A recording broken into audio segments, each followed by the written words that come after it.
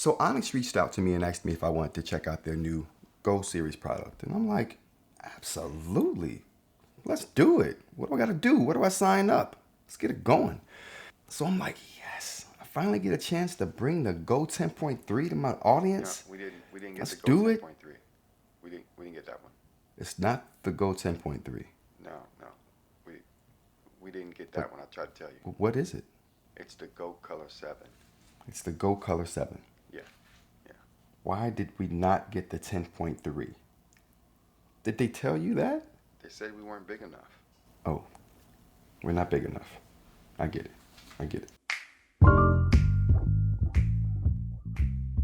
Hey everyone, Roger here, Rant About Tech. If you're new here, welcome. Go ahead and hit the subscribe button for me. And since everybody's part of the crew now, go ahead and hit that like button for me too. My idea for this product, since it was graciously sent to me by Boox, is to use it as something I would read my internet articles, my research papers, the PDFs. So I've never talked about a device that was strictly an e-reader on this channel, and I thought this would be a good opportunity to go ahead and dive into that. There was a video I did where I compared the Go Color 7 to the Tab Mini C, and boy, that was a mistake. I got told how big of a mistake that was by a few people. So thank you guys for correcting me, setting me straight, putting me in my place. I now know. Thank you. So now I'm figuring I need to get some experience with just pure e-readers. So when I see them, I could recognize them and talk crap about them properly.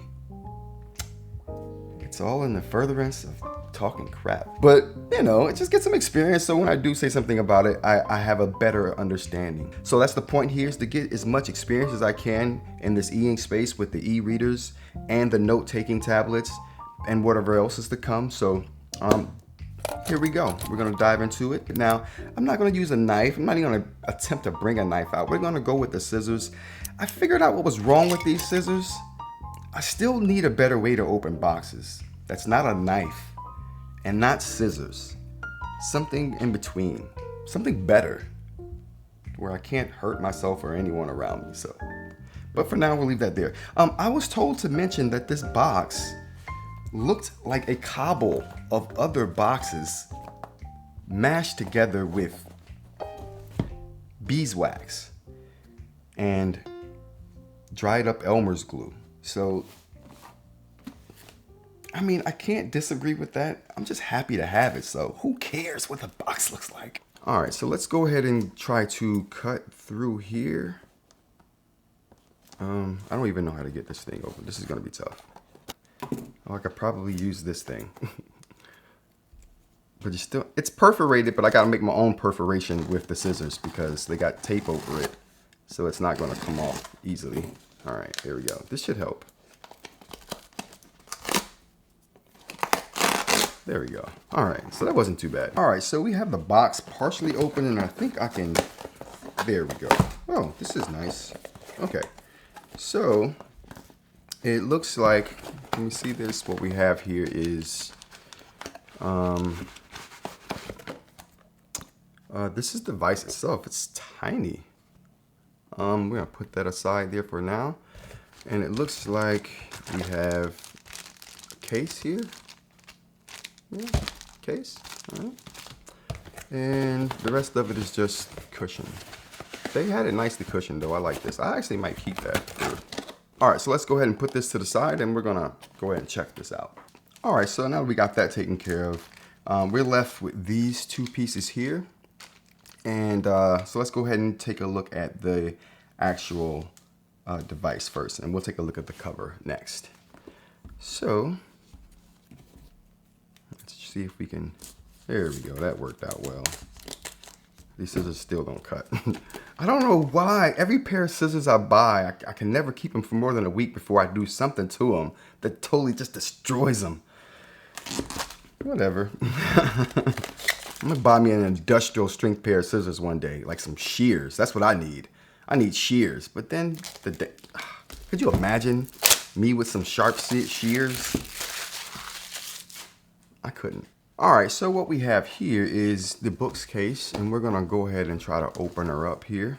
But just to take a look at the outside packaging now, I am not used to, I've gotten a couple Boox devices so far, and typically they're jet black boxes with maybe red or black lettering or something like that on them. But this is a different, just a different aesthetic altogether. So the box is in a jet black. It's a more of a grayish color. And as you can see here, the lettering is kind of metallic and reflective.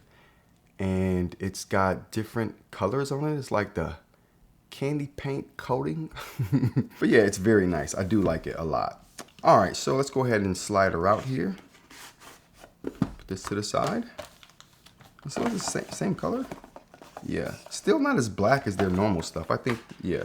Still, I don't think this is as black as their normal stuff, but this may be, it may be. That just may look a little different because of the lettering there. But regardless. All right, so let's go ahead and open her up here. Editor Rod, cue the music.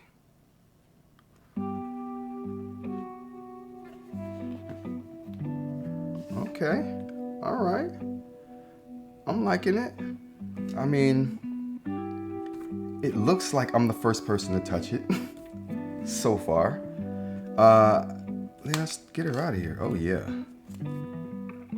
Okay, so I'm starting to notice that chalky stuff that comes on the back of Boox products when you get them brand new, that's just a function of how they come, because every one I've gotten has been that way. Varying degrees of chalkiness for sure, and this is nowhere near as bad as the other ones were, but maybe because it's a lot smaller than the other ones. But I guess that's a function of Boox products, and so, you know, I think I won't harp on that anymore, as seeing as that all of them seem to be that way. All right, so let's put this aside for now. Let's go ahead and take a look at what else we have in here. Okay, we have a power cable, and this looks to be on the thicker side. Actually, this looks like the same size that comes with the Tab Mini C review coming. But yeah, so let's set that aside here. And it looks like we have a SD card removal tool, or SIM card removal tool as I like to refer to them as, but that's cool. And then we have documentation that's as well laid out as anything that I've seen in a Boox product. It's crazy to say, but this is probably the best Boox unboxing that I've had thus far. There's still work to be done in that department, but it is a lot better than the last two unboxings that I've done for Boox products. Everything seems to be well laid out. The literature was in place and not like scattered all over. The device, like I said, the packaging for it is a lot better than what I've seen. I just like this presentation a lot better than what I have seen. Not great by any means, but better. All right, so now we're just going to take a look at the device and pull it out of here. Oh yeah.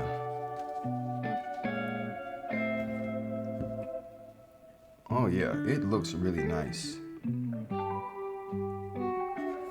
So here we go, we got the back here. In the front, you can kind of check out the reflectivity of it. It's not crazy. Yeah, it's got some kind of reflection, glare protection on it or something like that for sure. And the glass, it doesn't feel like any Boox product I've felt before. It's slick, right? I'm still gonna put a nib on here for sure. I don't care if it's Wacom EMR or not. I'm gonna check it out because I'm interested to see how the coating on these screens feel from Boox. Yeah, so I do like it. It's super small, man. It's a lot smaller than what I thought it was going to be for sure. But yeah, back to the screen. I'm not sure. I'm not sure if it feels exactly like the Tab Mini C coating or not, but I'll check that out and we'll get to that part. But the back of it here it feels like plastic. Although the frame feels like metal. So maybe the backing is metal too. And it just has this coating on it that's inset, how it should be, how the 10.3 should be. It's good to know that they know, right? like I complained about this on the Go 10.3, but it's good to know that Onyx knows how it's supposed to be done. They're just deciding not to do it, which to me is better than not knowing at all that, oh, we're making mistakes here. Like, we don't even know it. But at least they know we're doing it. We know how to do it. We did this for whatever reason. But this shows that they know how to have a material for the backing inset into the back to where everything's super flush. I love to see that, and I'm glad that is this way on here for sure. So, yeah, this feels really good though. It feels really good. It doesn't sound good when you scratch on it, but it feels really good. All right, so like I said, it feels like it's plastic back here, but that could just be the coating here. And the actual backing could be metal because the frame does feel like metal for sure. All right, so let's go ahead and take a look around the device. So we have the buttons right here, but I don't know if they feel clicky enough. I guess they sound okay. They don't feel good though. I gotta say that right now. Oh, okay. Towards the edges of the button. So when you go to the edges here, you can't push it down at the edges. Only towards the middle does it actually depress and actuate. The edges won't. That's interesting. So we don't have any kind of branding or anything like that for the front here. I think I had it upside down and it turned on. I think it's turning on right now, but we'll just talk about it while it's turning on. So there's no branding on the face here, which is awesome. I like that. There is also no branding on the back. This thing is just a slate. I absolutely love that. I'm not a fan of people putting branding everywhere. Maybe one bit of branding, a minimalist bit of branding somewhere on the device is cool, but having a device, oh no, they do have it right there. It's just barely noticeable. All right, so we can see it here. We got a bit of Boox branding right there that you can see, but it's very minimal, and I'm okay with actually that bit of branding there because you don't have it on the face of the device at all, and that's awesome. I think I'm holding the device upside down because I think the power button is on the top there. Yeah, this is how I'd be holding it. So they expect you to hold the device like this, but I want to hold it like this with my left hand because this is how I would hold a book or a tablet with my left hand so I can manipulate everything with my right. And it would be cool to not have to manipulate anything with my right hand. That just is the most optimal way for me to do it. But I'll change that in the settings. So we do have the power button on the bottom, I suppose, because they want you to hold the device like this. So the power button would be at the bottom.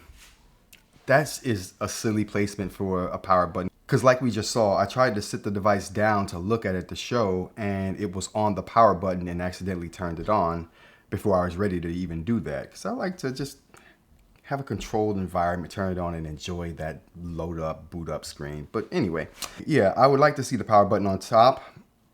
Really, that's the only place you should be putting power buttons in my opinion. But yeah, there it is. But like I said, I'm going to be using it like this anyway.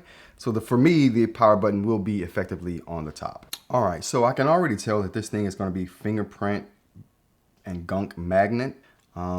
It's got stuff all over it already, but I don't mind wiping my devices down multiple times a day. Oh, okay. So we got speakers on the bottom here. We can see that. Can we see it over here? All right, so we got speakers on the bottom here. We got a speaker there. We got a speaker here, and then we also have the SD card expansion slot right there, and the charging port is, where is that in the orientation tile? It's on the bottom. Oh wow, that's odd. Oh, that's super odd. They did the same thing on the Note Air 3C where they had the charging port right in the middle. This is even worse because, well, I guess I would never be charging it and holding it to read at the same time, but I might. That's why you want the charger on top. Through any event, we have what we have with it, and I guess we'll make it work. But man, I don't understand what reason there would be for a charging port to be on the left side there. Wait, what did I? Okay, that's these buttons. I was about to say, holy crap. Let's do a little tension test.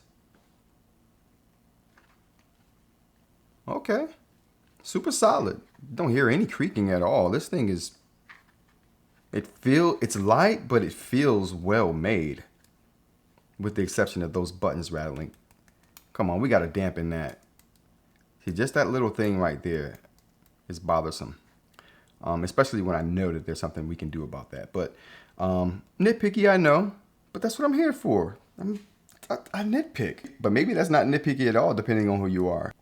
I'm digging the design. Oh, wow. So the back is getting a little oily too. Might as well just oil it up so it's uniform. I do like the look of it. The look is really nice. The feel of the back is nice. The look of it is really nice. You get good grip on it with the texture that's in the back. And these buttons are in an okay location. I would be nice to have them a little closer here so you don't have to be like, anyway. But I can't complain. I like it. I'm digging the design. And like I said, the only three things I have to complain about the design would be the speakers being on this side, where you're going to be holding the device, or whatever hand you're going to hold it in. The buttons being a little rattly. And then that charging port in the bottom corner where your hand is undoubtedly going to be. If you're holding it like this, I guess it's not such a big deal, but I'm definitely going to be holding this device like this. Okay. All right, so let's go ahead and sit her down. We'll go ahead and wipe her off real quick so it's not all crazy looking. Be right back. So just some information about this product. It's an e-reader with a 7-inch e-ink screen that also has a Kaleido 3 layer that gives the e-ink color. It has a front light for viewing in the dark and sometimes during normal conditions because the Kaleido 3 layer adds less contrast than normal e-ink screens without it. I'll throw the other stats up here, but we'll talk more about those during the review. All right, so the first thing we're going to do is pick the language. Let's do that. And now it's asking us for the terms and conditions. So we'll go ahead and, do we have to view this or can we just skip past it? Oh, I've read that, absolutely. Next we have the time zone. Set time automatically, and we want, oh, Eastern time. There we go. All right, so we got Eastern time. And we want to, here we got the power options, and we'll go ahead and set the power options for auto sleep for after 10 minutes. And we have auto power off for the next option, and we'll do that after 8 hours. Okay, so system navigation is next, and we have navigation bar that you can pick, and you can choose between whatever navigation configuration you want for the navigation bar, or you can do bottom gestures. As everyone knows, I'm a gestures guy, so we'll be going with the gestures. The e-ink is on the left swipe. Middle swipe is home screen. And the right is back. Okay, I can deal with that. All right, up and down swipe gestures. I don't really use those because I don't want to inadvertently hit those. And they don't do anything useful to me. I don't want to mess with the volume or the brightness through a slider on the side of the screen anyway. So I'll just disable those. Left and right swipe gestures. Now I do use that. Now I would love that to be the back. That's awesome. And that's also back. So no matter which one you hit, it'll be back. So that's fine with me. We'll put those on. All right, setup is now complete. Starting your books. Okay, so I like this. I like this a lot. Now, if the Note operating system looked like this, maybe we got something. Maybe we got something. I have to dig into this and see what it's like, get the lowdown on it, but you know what I mean? But I like that there's a dock row down here. That's familiar to me, and I like familiarity, but you know, the other one being over here is just like, what, why, how? So another point I'm gonna make about this is that, you know, this screen is just capacitive touch. There's no digitizer where you can use a Wacom pen. So it's all touch, and it seems to be responsive, but it's about as responsive as an e-ink device that has that Wacom layer. You know, that's just, doesn't seem any more responsive. So I guess the benefit comes in maybe the closeness of the e-ink display to the screen, and because you don't have that layer, I'm not, don't quote me on that because I'm not sure where that layer lies in the hierarchy of the layers that go into making these e-ink screens. But it seems like it would be on top of the display at the very least. But I don't know. So through any event, it's not any more responsive than a screen that has that layer. But I do like the way this is set up. The UI looks appealing. It looks interesting. I like it. All right, so just to go into settings and set up this device on the other way, kind of so I can hold it with my left hand instead of my right hand. Let's look into the settings and see what we can do. I do like this a lot more. That bottom row of icons there makes all the difference to me. It being there instead of there, I don't know why that makes a huge difference to me, because by the look of it, it's exactly the same as the note settings setup. Yeah, I don't know why that makes a huge difference to me, but it does. It absolutely does. All right, so let's go into the display orientation. Okay. Actually, does it?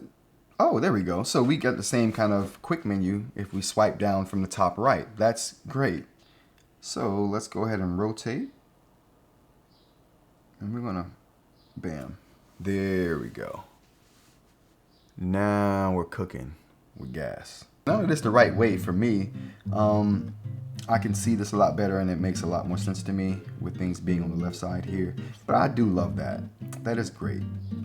All right, that's a good start. That is a very good start to my introduction to e-readers. But this is essentially like any other Boox device in that it has Android, so you can kind of do what you want on here. But the base UI and just how I'm looking at it right now, I like it a lot. All right, so let's go ahead and look at what we have at the bottom row for the docs anyway. We have the library, so we can add stuff there. We have the store. I don't have Wi-Fi connected thus far, so we won't be able to do that. Storage looks about the same. The App Store looks about the same as well. I do see this AI assistant there that I haven't seen on another Boox device before. That's about it. Oh, let's see if they got our transparent screensaver here. They better have it. They better have our transparency mode. We got the memo mode, clock mode, transparent. That is the most useful thing. Super note. Come on, take note.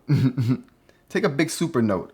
Transparency mode for e-ink devices should be a must on every e-ink device. If you make an e-ink device in 2024 and it doesn't have transparency mode so you can view your content on the screen while the device is asleep, if you don't have that in 2024, like, you come out with a new device that doesn't have that in 2024, like, I don't even know if I can consider you as like seriously as a serious contender. Like, because you're not even taking advantage of the best quality of e-ink. It's bistability, if that's a word. You know what I'm saying? Like, everyone should be taking advantage of the greatest strength of a technology. One of the greatest strengths of it. It turns this thing into something that's like paper. Honestly, because you don't need anything to view it. It could be off. You're still viewing content. You're still reading your book while it's off. You're just carrying this thing. If you haven't experienced carrying around and reading from and taking glances at your e-ink device with it off, like, you've got to experience it. Get you an e-ink device that you can turn off and still have the information on the display, so you can just pick that thing up, take it with you, look at it. It's not even on. Sit it somewhere. It's not on, and you're doing something, and you're like, oh, what was I saying on that? Oh, you don't even have to reach over and turn it on, wait for it to power up, and just you look, bam, okay, I'm good to go. Just like you would with a piece of paper. Oh, I got sidetracked, but it's so important. I think it's so important, but. They do have it on here, so I shouldn't have gone on that rant. But everyone should be doing that if you got an e-ink device in 2024. All right, so good to see that here. We won't dive into that just yet, but yeah, I like this. I like this a lot. That's just your regular And like I said, I don't see any other apps other than that AI one. I got it, bro. What is that AI one about anyway? Since this is the only new one on here, what is that about? I have to log into my account before creating a conversation. Okay, so I did see Brandon Boswell's unboxing and impressions of his, and it looks like this is just another AI assistant that uses ChatGPT through Microsoft's cloud server service, which makes sense because Microsoft has a huge stake in OpenAI, who makes ChatGPT. So it would make sense that if they're using Microsoft's cloud service to an extent and paying to use Azure probably comes with GPT coding. So, that's a feature they're taking advantage of if they're using Azure cloud services, which they're probably using for a lot of their cloud server infrastructure. So, that doesn't surprise me, but it's essentially ChatGPT, and not the latest either. I think this is 3.0, if I'm not mistaken. I'll do some research on that for the actual review. But it's cool to see in one of these tablets. You got your own little assistant there that you don't have to pay for. It's not the latest. Your phone probably has something way better, but whatever. It's there if you need it. I think that's the only one, though, that they have. Does the back work? Oh, it worked. Okay. So I think that's the only app I see here that is native that I've never seen before. The other ones could probably have updates that probably look different, and I'll bring that forth in the review as well. Or maybe in a quick update before the review. But quick, first take on this thing right here. Once you get it into the right orientation and you get that power button on the top, because you're going to hit it. It's just undoubtedly going to hit it. Just trying to look at and read the device. So, yeah, I don't know if it matters to people, but I think that's the best orientation to have it in right here. I like it a lot. It feels good. The form factor is super small. And if you know about me and small tech, I love super small tech. Like capable super small tech. You know what I mean? So I do love the form factor. I do love the weight. I don't know how I'm going to like the screen so far, but I will say, you know what? Just let's take a look at this real quick. How close does this screen look to the display? This is kind of hard to see with the light right here. It doesn't look like this is inset as deep as the Tab Mini C, but it doesn't look as close to the screen as the Note Air 3C, which looks extremely close for a Kaleido 3 display. It's somewhere in between to me. Not as deep as the Tab Mini C, not as close as the Note Air 3C. Both of those have Kaleido 3 displays, just like this. I like it. It's an improvement to me. I like that. And the colors look crazy good on here too. But that probably has something to do with there's no writing coding on here to kind of dull those colors any at all. They're kind of popping right now like they do on the Tab Mini C. But this background to me is even better than the Tab Mini C because it doesn't have that hue. Let's just go take a look at that real quick. Be right back. All right, so we have both of the screens here. Yeah, man. I think the Tab Mini C screen is brighter. They both feel the same exact. They feel like they both have the same kind of coating on the screen. This is a really slick glass-like coating, and so is this. They feel exactly the same.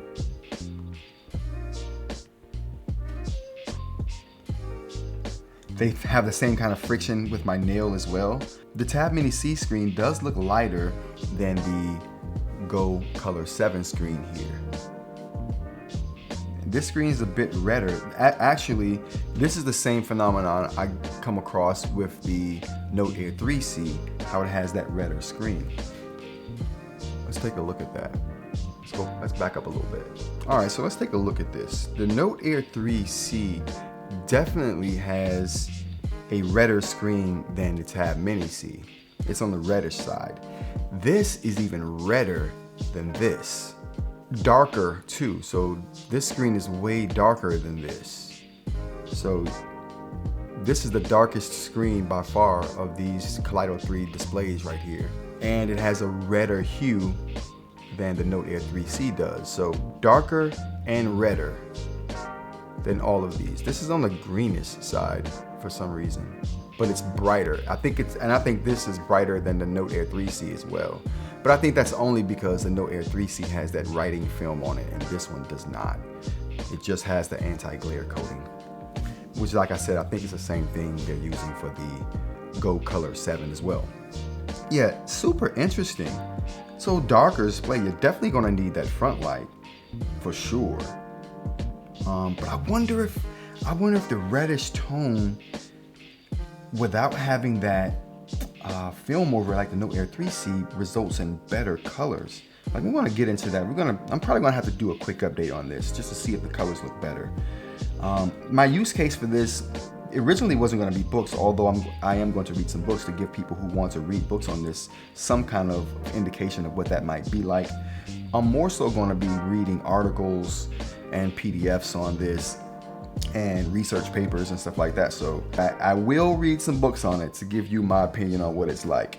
But just to let you know what I'm majority going to be using this device for. But yeah, I'm wondering if that'll translate into better colors for anything that I might be reading on this as far as articles and news. Like, news and articles is what this is going to be big for me for, because it's just super light and I can just have my coffee holding in one hand and just be scrolling through articles. I wonder if I can program it for a long press to actually select on something so I never have to use my other hand. That would be great. I digress. I'm going to get all of that together in like I said, an update and a review and get back to you guys on that. But yeah, I think that's super interesting. The screen quality here, the qualities of the displays is super interesting here. I'm not sure which one is better or worse right now, but I am going to tell you what I think about this particular color display versus the Tab Mini C, which right now is king in my opinion for Kaleido 3 displays, from what I've seen on other reviews and from what I experienced with this, between these two devices right here. So right now between these two, the Tab Mini C is winning the vibrancy, and that's to be expected because of the film that's on here. But all things being equal, as far as the film on these displays, now I get a good judge of what or who actually has the best colors without having a writing film on it. So that's going to be super exciting for me.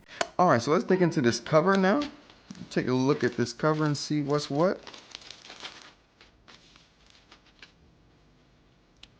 All right, so this is super small too, and from what I understand, this is a magnetic cover.